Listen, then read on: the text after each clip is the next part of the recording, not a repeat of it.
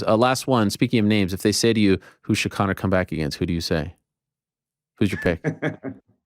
Looking for that headline, eh? No, listen, I'm not the one writing any headlines. I don't do any of it. I know. I can't help what the other people do. Bad side, Ariel. I see over the last couple of weeks, anybody that slightly steps against you, it seems to be on the end of a 10-7. So I don't want none of that heat, Ariel. You would never get that heat. You would never get that heat. I don't want the smoke, as the kids say.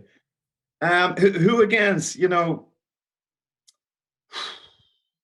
God, like I know I'm asked this so often, and like I have to be honest when I say, like, I really don't mind what matters to me is that, let's say I'm seeing Conor this week and we're chatting and he says a few names and I see a name particularly gets the eyes open and particularly gets him pacing up and down the living room and showing me what he's going to do and what he's not going to do.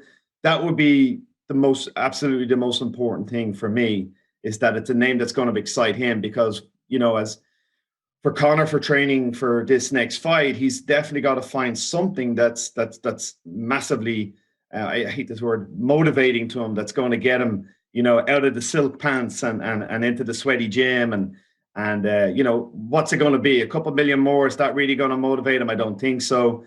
He has a couple of championship belts already. Is that it? I don't think so. So I think it's more going to be a particular opponent, a particular skill set, and how it matches up against him.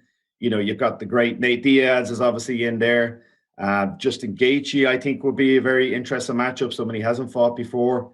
The Poirier fighter, we've done that so many times at this stage, and it's just a weird one. Chandler's out there, right?